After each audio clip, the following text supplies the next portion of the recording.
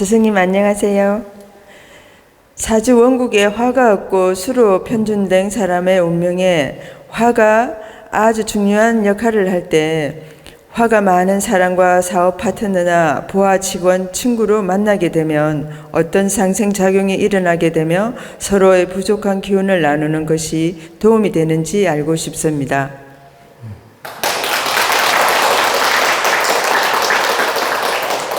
근데 이제 지금 질문은 이제 우리가 사주 오행적으로 풀어줘야 되는 질문인데, 굳이 화와 물에만 비교할 게 아니고 뭐 목이 됐든 토가 됐든 이건 다 똑같이 적용이 되는 것입니다. 그러면 여러분들이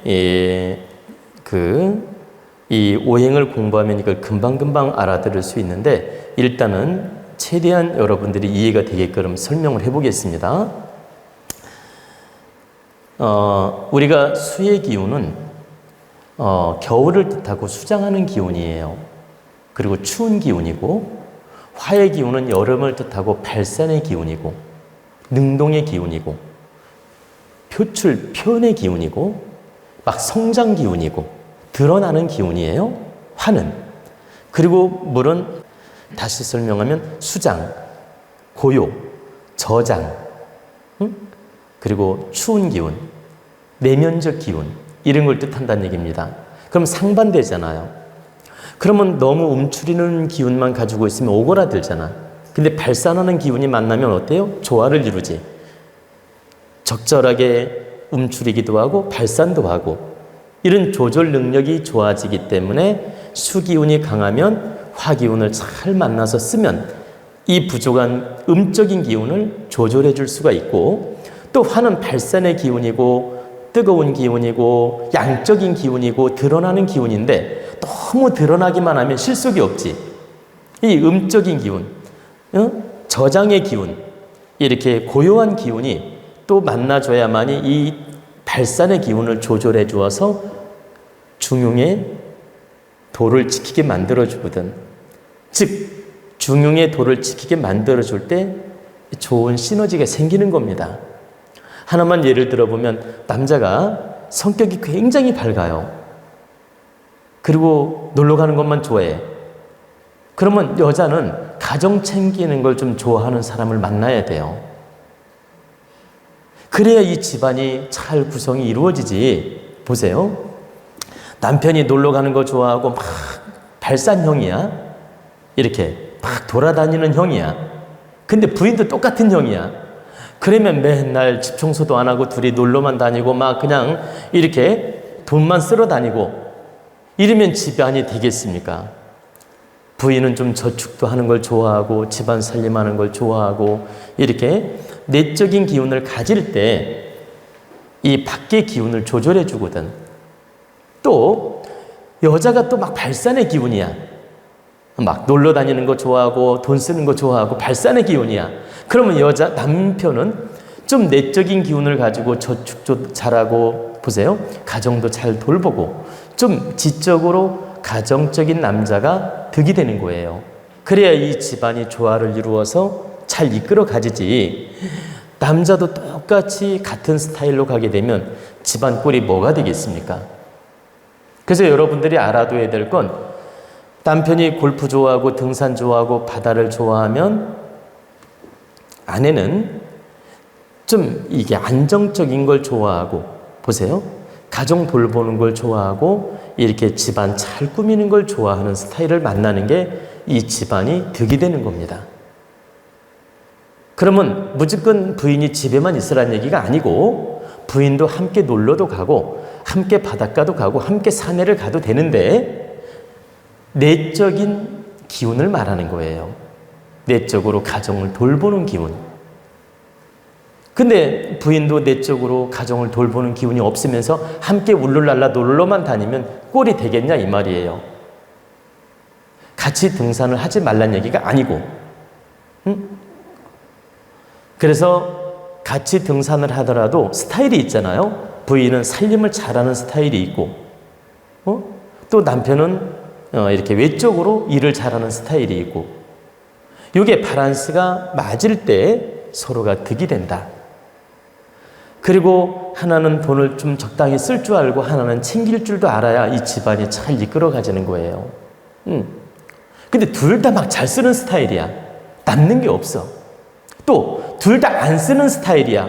그러면 답답해. 그리고 대인관계도 좁아지고 어디 가서 있지 대접 못 받아요. 근데 한 사람은 적당히 예의도 갖추고 쓸 줄도 알고 한 사람은 챙길 줄도 알아야 조절이 잘 돼서 이 집안이 잘 이끌어 가지는 것이며 이 집안이 잘 되는 것이다. 그래서 잘 되는 집안을 보면 이 음양 밸런스가 딱 맞아요. 보면 음양 밸런스가. 근데 이 집안이 이렇게 안 좋아지거나 경제가 안 좋아지거나 망가지는 집을 보면 이 밸런스가 안 맞는 경우가 많습니다. 너무 이렇게 봐봐 움츠리고 안 쓰려고만 하는 스타일이 만나잖아. 그러면 좋을 것 같은데 그렇지 않아요. 행복이 없어. 그리고 아주 자린고비로 살다가 인생 끝나는 거야. 그리고 너무 발산형으로 쓰는 사람만 만나면 실속이 없어서 나중에 문제가 있고. 그래서 우리는 이 음양 조화가 잘 이루어질 때 가정에 평화도 오고 또 우리가 성장도 하고 행복도 누릴 수가 있는 것이다. 그것처럼 수와 불은, 그러니까 수와 불은 음양 관계예요.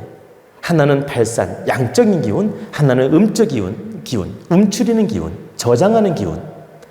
그러니까 이게 만나서 서로 득되게 활용이 되면 이건 아주 득이 되고 좋은 것이며 대인관계나 친구관계나 동업관계나 이걸 응용을 잘한다면 득이 된다. 근데 여기서 여러분들이 알아둬야 될 건 너무 또 그게 성질이면 따로 놀아요. 이게 호흡을 맞추면서 음양의 기운을 가지면 득이 되는데, 다시 말씀드리면 수의 기운이 많은 사람이 화의 기운을 받아들일 정도의 질량이고 또 화가 있는 사람이 수의 기운을 받아들일 정도로 질량이 되어서 상생하는 기운으로 움직일 때는 이게 서로가 필요하며 서로가 득이 돼요. 근데 너무 편중되게 뭉쳐 있는 거야. 화는 화대로 뭉쳐 있고 수는 수대로 뭉쳐 있어. 그러면 이 기운이 분리돼 버립니다. 따로 놀아. 하나가 안 되고. 하나만 예를 들어 보면 부부지간에 너무 남편이 밖으로만 돌고 살림에 전혀 무관심하면 부인이 가만히 있겠어요? 열받아가지고 내쫓고 싶지. 그죠? 그리고 남편이 역시 굉장히 가정적이야. 근데 부인이 막 그냥 맨날 사치 부리고 놀러 다니고 백화점에 가서 돈 쓰고 친구들 만나서 돈 쓰고 그냥 살림을 거덜내다시피 양적이야. 그러면 남편이 가만히 보니까 보세요. 자기는 가정적이고 충실한데 밖으로 싸돌아다니고 맨날 돈만 쓰고 다니면 가만두겠습니까? 이것은 이 말도 안 된다. 이것은 내가 인생을 망치겠구나. 이 여자랑 살다가는 거덜나겠구나. 이런 답답함이 밀려올 겁니다. 그러면서 이혼을 하겠죠. 그게 무슨 말씀이냐면 너무 이것이 부조화를 이룬다면 이건 분리현상을 일으키게 돼요. 적당히 여자가 양적이면 남자가 적당히 정적이면서 조화를 이룰 때 좋다는 얘기지. 너무 양적이면서 조화를 못 이루는 여자, 너무 양적이면서 조화를 못 이루는 남자, 이러면 분리가 돼버린다는 얘기예요. 다시 말씀드리면 남자가 지나치게 양적이고 지나치게 여자가 음적이도 분리가 되고, 여자가 지나치게 양적이고 남자가 지나치게 음적이라도 분리가 돼버린다. 하나가 되는 게 아니고.